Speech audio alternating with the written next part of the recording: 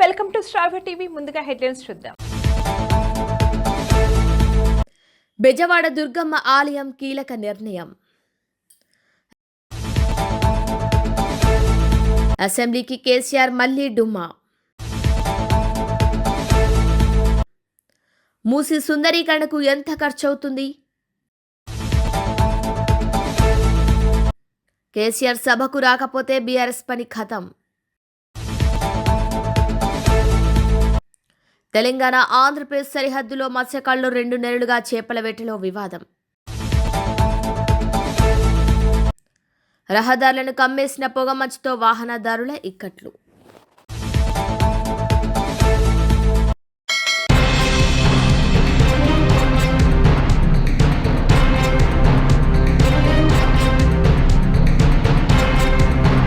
Pulichintala project ముంపు గ్రామంలో ఆంధ్ర వలసదారులకు స్థానికంగా నివాసముంటున్న తెలంగాణ మత్స్యకారులకి మధ్య తారాస్థాయికి చేరింది వివాదం.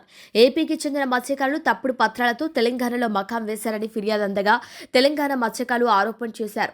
ముంపు గ్రామాల పాత ఇంటి నెంబర్లతో ఆధార్, నివాస పత్రాలు సృష్టించారన్న ఆరోపణ గుప్పిస్తున్న తెలంగాణ రాష్ట్ర రేబల్లె మత్స్యకారులు ఆంధ్ర నుండి వచ్చి అటు ఆంధ్రాలో ఇటు తెలంగాణలో 2 రాష్ట్రాల్లో పథకాలని అనుభవిస్తున్నారంటూ ప్రస్తుతం సోషల్ మీడియాలో ఆంధ్రప్రదేశ్కు వచ్చిన మత్స్యకారుల కార్డు ప్రస్తుతం సోషల్ మీడియాలో ప్రత్యక్షమైంది.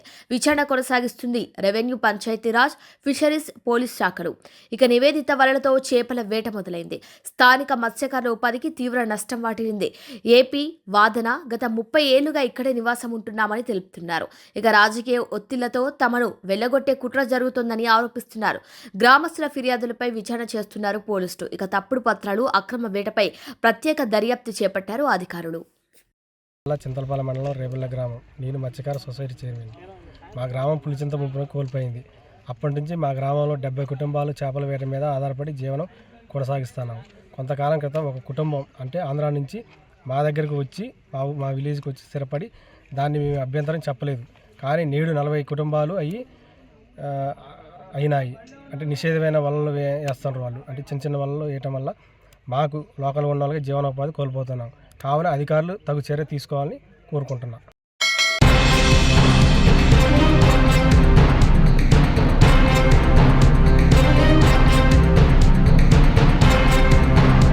కేసీఆర్ తప్పు చేయకపోతే సభకు రావాలని కవిత అభిప్రాయం వ్యక్తం చేశారు. శాసన మండలి వద్ద మీడియా ప్రతినిధులతో కవిత ఇష్టాగోష్ఠిగా మాట్లాడారు. ఈ సందర్భంగా కేసీఆర్ అసెంబ్లీకి రాకపోవడంపై కీలక వ్యాఖ్యలు చేశారు. కేసీఆర్ సభకు రాకపోతే బీఆర్ఎస్ పని ఖతమైనట్లేనన్నారు. సభకు రాకుండా పిల్లకాకులకు సభా సమయాన్ని వదలొద్దని కేసీఆర్కు సూచించారు. హరీష్ రావుకు ప్యాకేజీలు అమ్ముకోవటం తప్ప ఏం తెలియదన్నారు. కేసీఆర్ పై రేవంత్ రెడ్డి చేసిన వ్యాఖ్యలు కూడా ఖండించారు. హరీష్ రావు, రేవంత్ రెడ్డి సీఎం ఛాంబర్లో అరగంట మాట్లాడుకున్నారని కవిత ఆరోపించారు. కేసీఆర్ మాత్రమే నీటి పంపకాలపై సమాధానం ఇవ్వగలదని కవిత స్పష్టం చేశారు. అసెంబ్లీలో ఫిక్స్డ్ మ్యాచ్ జరుగుతోందన్నారు. హరీష్ కు మాట్లాడే ఛాన్స్ ఇవ్వటం సరికాదని కవిత స్పష్టం చేశారు. రేవంత్ వర్సెస్ హరీష్ అన్నట్టుగా అసెంబ్లీ నడవబోతుందని, ఇది చాలా ప్రమాదకరమని కవిత వ్యాఖ్యానించారు.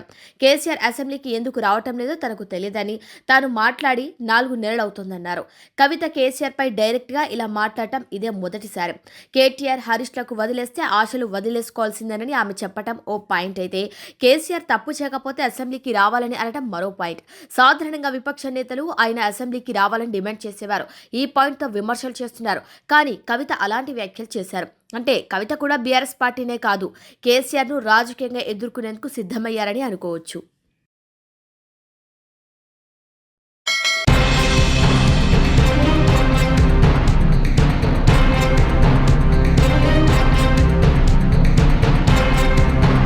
అసెంబ్లీ సమావేశాలకు బీఆర్ఎస్ బాస్ మాజీ సీఎం కేసీఆర్ మళ్లీ డుమ్మా కొట్టారు. నీళ్ల చర్చపై సవాల్ విసిరిన ఆయన సభకు దూరమయ్యారు.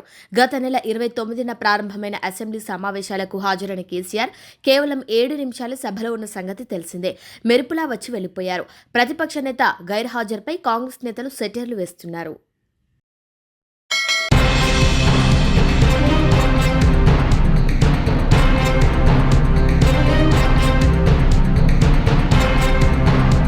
నియోజకవర్గం పాలకుర్తి దేవురుప్పల మండలంలో తెల్లవారుజాము నుంచి పొగమంచు కమ్మేసింది. ఉష్ణోగ్రతలు పడిపోవడంతో ఉదయం 8:30 దాటినా దట్టంగా మంచు కురుస్తూనే ఉంది. దీంతో వాహనదారులు తీవ్ర ఇబ్బందులు పడ్డారు. పొగమంచు ఉండటంతో దూర ప్రాంతాలకు వెళ్లేందుకు ప్రయాణికులు వాహనాల కోసం ఎదురు చూస్తున్న బస్సులేవో లారీలేవో తెలియక నానా అవస్థలు పడ్డారు. పొగమంచు కారణంగా రోడ్డు కనిపించకపోవడంతో వాహనాలు మెల్లగా వెళ్తున్నాయి. ఎదురుగా వచ్చే వాహనాలు కనిపించకపోవడంతో లైట్లు వేసుకుని ప్రాణాలు అరచేతిలో పెట్టుకుని వాహనదారులు, ద్విచక్ర వాహనదారులు ప్రయాణిస్తున్నారు. ప్రధాన రహదారుల్లో వాహనదారులు జాగ్రత్తలు తీసుకోవాలని ఎస్ఐ పవన్ కుమార్, సృజన్ కుమార్ సూచించారు.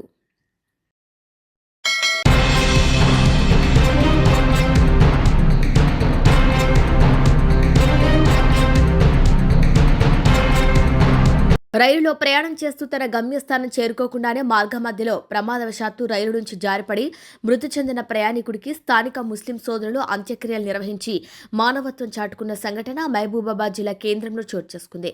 బీహార్ రాష్ట్రం సివాన్ గ్రామానికి చెందిన మహ్మద్ హఫీజ్ చెన్నై వెళ్లేందుకు గంగా కావేరీ ఎక్స్ప్రెస్ రైల్లో ప్రయాణం చేస్తూ తన గమ్యస్థానానికి చేరుకోకుండానే మార్గ మధ్యలో మహబూబాబాద్ రైల్వే స్టేషన్ సమీపంలో ప్రమాదవశాత్తు రైలు నుంచి జారిపడి అక్కడికక్కడ మృతి చెందాడు. మృతదేహం, శరీర భాగాలు ఛిద్రమయ్యాయి. సమాచారం తెలుసుకుని రైల్వే పోలీసులు సంఘటన స్థలానికి చేరుకొని మృతుడి ఆధార్ కార్డు ఆధారంగా మృతుడి కుటుంబ సభ్యులకు సమాచారం అందించి వారిని ఇక్కడకు రప్పించారు. కుటుంబ సభ్యుల ఫిర్యాదు మేరకు కేసు నమోదు చేసుకుని రైల్వే పోలీసులు మృతదేహానికి పోస్టుమార్టం నిర్వహించి పోలీసులు కుటుంబ సభ్యులకు అప్పగించారు.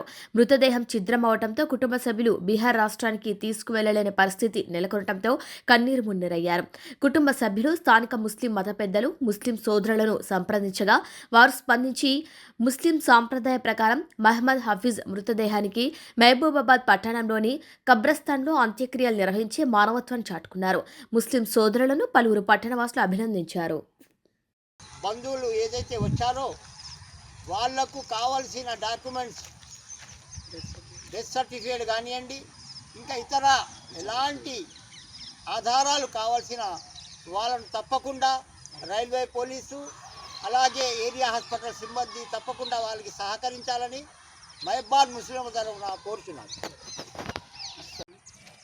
गंगा कावेरी एक्सप्रेस में बिहार के रहने वाले अब्दुल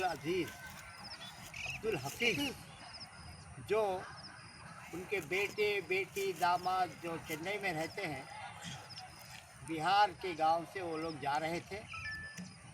यहाँ पूसापल्ली और महबाद के दरमियान गाड़ी से गिरने से उन टुकड़े टुकड़े हो गए, उनका इंतकाल हो गया।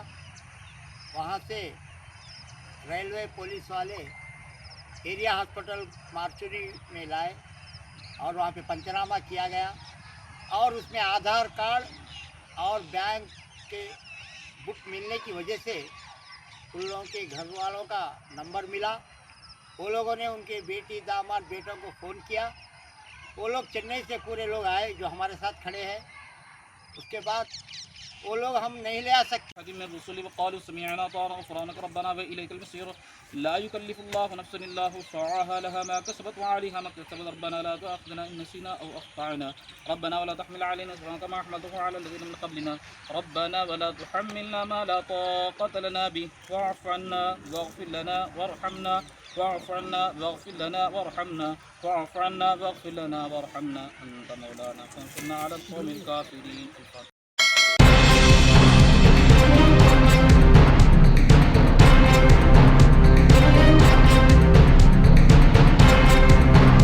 మూసీ సుందరీకరణకు ఎంత ఖర్చవుతుందో చెప్పాలంటూ మాజీ మంత్రి హరీష్ రావు డిమాండ్ చేశారు.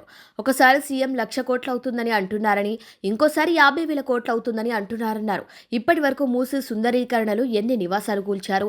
కూల్చిన నివాసాలకు 2013 భూసేకరణ చట్టం కింద కాంపెన్సేషన్ ఇచ్చారా, లేదా సింపుల్గా కేసీఆర్ కట్టిన డబుల్ బెడ్రూమ్ ఇల్లు అసైన్మెంట్ చేశారా అని ప్రశ్నించారు.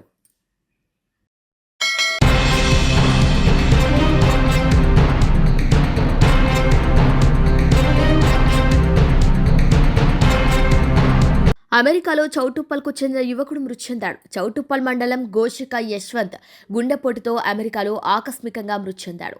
మరో నెలలో పెళ్లి జరగాల్సి ఉండగా ఈ విషాద ఘటన చోటు చేసుకోవడంతో కుటుంబ సభ్యులు, బంధువులు శోకసంద్రంలో మునిగిపోయారు. పెళ్లి బాజాలు మోగాల్సిన ఇంట్లో ఒక్కసారిగా విషాదం అలుముకుంది. యశ్వంత్ మృతదేహాన్ని స్వగ్రామానికి తీసుకురాగా నేడు స్వగ్రామంలో అంత్యక్రియలు నిర్వహించనున్నారు.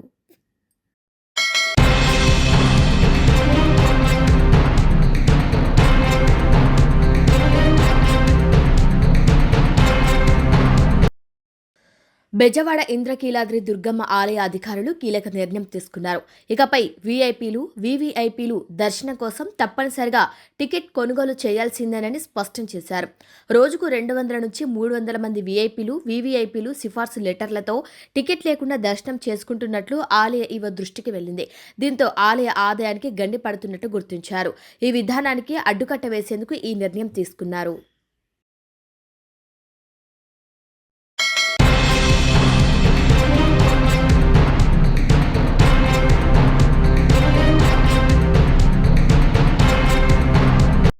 కేసీఆర్ తప్పు చేయకపోతే సభకు రావాలని కవిత అభిప్రాయం వ్యక్తం చేశారు. శాసన మండలి వద్ద మీడియా ప్రతినిధులతో కవిత ఇష్టాగోష్ఠిగా మాట్లాడారు. ఈ సందర్భంగా కేసీఆర్ అసెంబ్లీకి రాకపోవడంపై కీలక వ్యాఖ్యలు చేశారు. కేసీఆర్ సభకు రాకపోతే బీఆర్ఎస్ పని ఖతమైనట్లేనన్నారు. సభకు రాకుండా పిల్లకాకులకు సభా సమయాన్ని వదలొద్దని కేసీఆర్ కు సూచించారు. హరీష్ రావుకు ప్యాకేజీలు అమ్ముకోవటం తప్ప ఏం తెలియదన్నారు. కేసీఆర్ పై రేవంత్ రెడ్డి చేసిన వ్యాఖ్యలను కూడా ఖండించారు. హరీష్ రావు, రేవంత్ రెడ్డి సీఎం ఛాంబర్లో అరగంట మాట్లాడుకున్నారని కవిత ఆరోపించారు. కేసీఆర్ మాత్రమే నీటి పంపకాలపై సమాధానం ఇవ్వగలదని కవిత స్పష్టం చేశారు. అసెంబ్లీలో ఫిక్స్డ్ మ్యాచ్ జరుగుతోందన్నారు. హరీష్ కు మాట్లాడే ఛాన్స్ ఇవ్వటం సరికాదని కవిత స్పష్టం చేశారు. రేవంత్ వర్సెస్ హరీష్ అన్నట్టుగా అసెంబ్లీ నడవబోతుందని, ఇది చాలా ప్రమాదకరమని కవిత వ్యాఖ్యానించారు. కేసీఆర్ అసెంబ్లీకి ఎందుకు రావటం లేదో తనకు తెలియదని, తాను మాట్లాడి 4 నెలలవుతోందన్నారు. కవిత కేసీఆర్ పై డైరెక్ట్ గా ఇలా మాట్లాడటం ఇదే మొదటిసారి. కేటీఆర్, హరీష్ లకు వదిలేస్తే ఆశలు వదిలేసుకోవాల్సిందేనని ఆమె చెప్పటం ఓ పాయింట్ అయితే, కేసీఆర్ తప్పు చేయకపోతే అసెంబ్లీకి రావాలని అనడం మరో పాయింట్. సాధారణంగా విపక్ష నేతలు ఆయన అసెంబ్లీకి రావాలని డిమాండ్ చేసేవారు. ఈ పాయింట్తో విమర్శలు చేస్తున్నారు. కానీ కవిత అలాంటి వ్యాఖ్యలు చేశారు. అంటే కవిత కూడా బీఆర్ఎస్ పార్టీనే కాదు, కేసీఆర్ను రాజకీయంగా ఎదుర్కొనేందుకు సిద్ధమయ్యారని అనుకోవచ్చు.